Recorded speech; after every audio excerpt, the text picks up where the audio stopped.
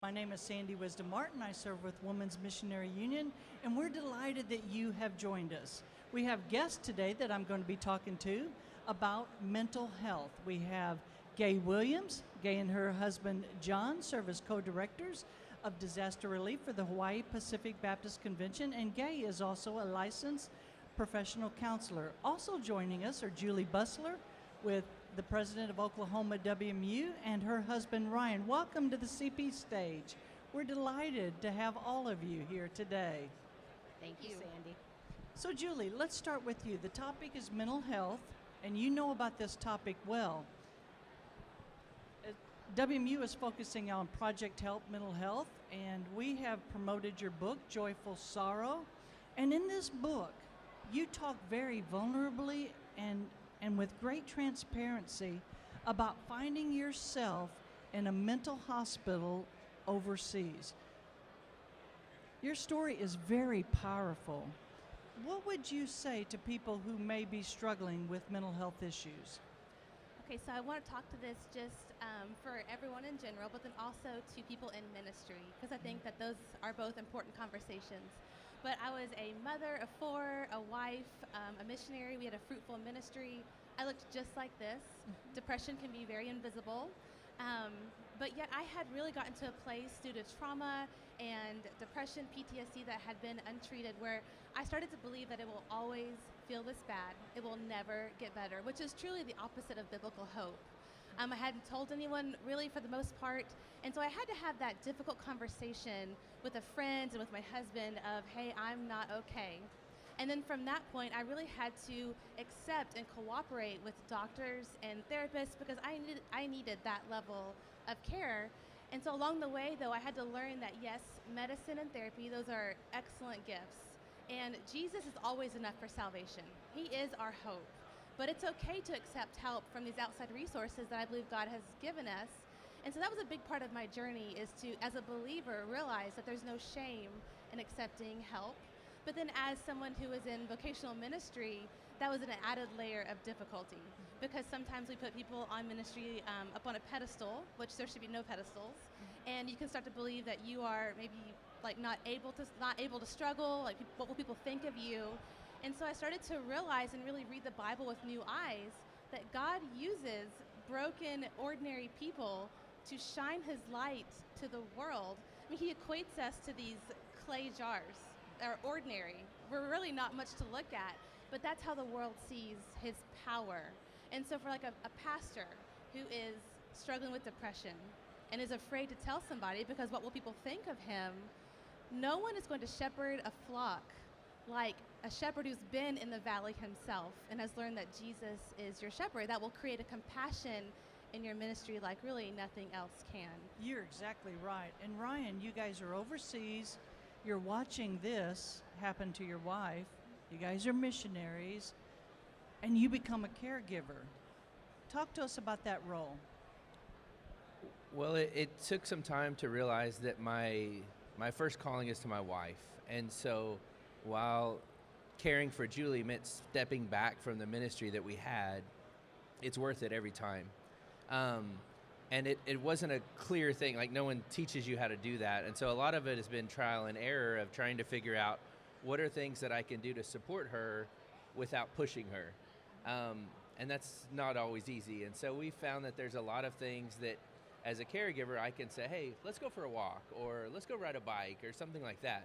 Things that we know that will make you feel better without being pushy. And maybe I did it wrong a few times, like, hey, we have to go exercise. Well, that's not going to work well with your wife, but hey, let's do this and try to encourage her is kind of what I've had to do, and to advocate for her, because she's not always at a place where she could say, I need to do this. Mm-hmm. Gay, you and your husband served in the aftermath of the horrific fires in Maui. What mental health effects have you seen in the aftermath of those fires? Well, Sandy, I think a crisis like the fires we had on Maui, people who already had struggles, it just multiplied the struggles. And people who maybe were doing well, it brought on new struggles. And so that's a struggle for mental health. We have a lot of people asking for help. And, you know, that's part of what disaster relief does. We're the hands and feet of Jesus.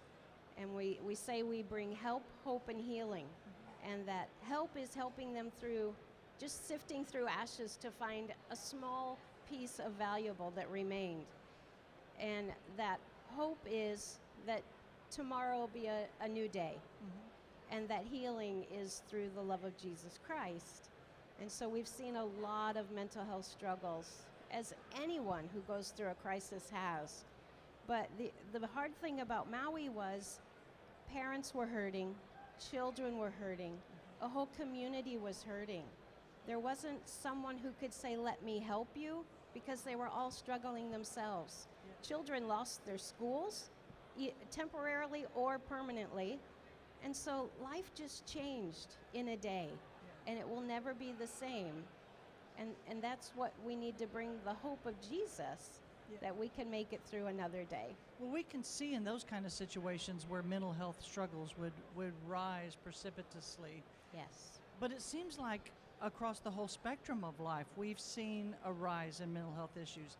Is it truly a rise in mental health issues, or is it a rise in our awareness of mental health issues? What do you think it is? Well, I think that we can all agree that after COVID, that mental health numbers just skyrocketed. I also think that this newer generation, I have so much hope for them because they are hungry for authenticity. I think that they are very quick to say that there is a problem, so that is good. It is bringing it out into the open, because there's always been depression. There's always been mental health struggles, as long as there have been humans. But I do think that our world is, we're lonely. Social media has made it a lonely world, and suicide is skyrocketing. It's the second leading cause of death for ages 10 to 14. That is so young. And so I think that numbers are on the rise, but then I'm so glad that awareness is too. I have so much hope for the church that these conversations are happening. Yeah. Well, you talked a little bit about what I wanted to mention. Gen Z, nearly half say they are moderately to severely depressed. And we're on the CP stage talking about things that impact the cooperative program. Mental health impacts the cooperative program. When you talk about Gen Z, we're talking about our campus ministers, we're talking about our Baptist children's homes, we're talking about missionaries and their families. We're talking about the whole spectrum of Southern Baptist life. So what do we think is attributing to this rise in mental health issues? You hit upon a couple things. What else would you think is contributing to mental health issues? I think the younger generations are more open to talk about how they're feeling. Okay. And that's good. That's a good thing. We need to talk about how we feel. We need to talk about how we feel. We need to acknowledge how we feel. But the place that some people get stuck is those feelings. And we have to move on. Julie does an excellent job in her book sharing that it's okay to feel, like she said. It's okay to say, I need some help, I'm not doing well. But with the love of Jesus and God's word, the Bible, that's our hope. And we need to do something good, productive, move on with those feelings. Ryan and Julie, you have kids that are in the Zen G category. We have National Act Teens panelists, and we asked them, what do you see your friends struggling with? And everyone answered, anxiety, anxiety, anxiety. What do we tell parents of children, teenagers, young adults? What would you suggest? Well, I think we have to normalize that this is a conversation that we should be having with them, and break the stigma that we can talk about those kind of things. And the teenagers say things sometimes, and we have to take it seriously, but at the same time, we need to fill them out. And so I think getting some sort of a training of, how do I respond to it when someone says, I just want to kill myself? How do we fill that out? Is that a serious threat? Or is that something that they just don't have the vocabulary to say the feelings that they're feeling inside? And so I think as parents and ministers, we need to do everything we can to be able to facilitate those conversations in a way that helps them out. Anything I think to it's add? also important for us as parents and the older generation to be honest in an appropriate way about our struggles. Because if I appear perfect to try and protect my children from seeing that, well, that is not helping them because everyone struggles in some way. You're exactly And right, and so they if will they think they have to be perfect. Exactly. So then that will give them this unrealistic expectation. So when they see, hey, mom does struggle, but her hope is in Jesus and she is getting help, then that will give them the permission to also get help someday too. Yeah. Yeah. Well, what do we say to youth ministers, campus ministers? What would you suggest around the topic of mental health? I think we've been saying we need to be honest. We need to listen. You know, I tell people we have 2 of these, but only 1 of these. What did God intend with that, Sandy? Maybe I should listen twice as much as I speak. Maybe so. Maybe And we so. all just need somebody to hear us. Yeah. You know, as a mental health counselor, I'm just listening to people. Sometimes there are people who don't have anyone else who will listen. And just in speaking and sharing our experience or our story, there's healing in that. Yeah. And that is something we all can do. That's right. All right? I also think knowledge is power. And so if a youth pastor has learned the signs and symptoms of mental health struggles, they may be able to say, this student, they need prayer and encouragement, but this student needs to go to the ER. Because there's a big difference, and there's a big spectrum of this, the struggle. It can look a lot of different ways. So I think that the more that they can become educated on the topic, they can spot a symptom quickly and maybe save a life of a child.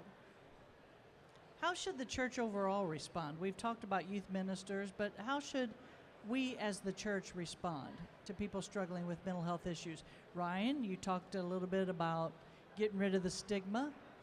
You know, I took mental health training, and one thing that really struck me is that when someone comes home from the hospital, we develop a food train, and that's something we do automatically.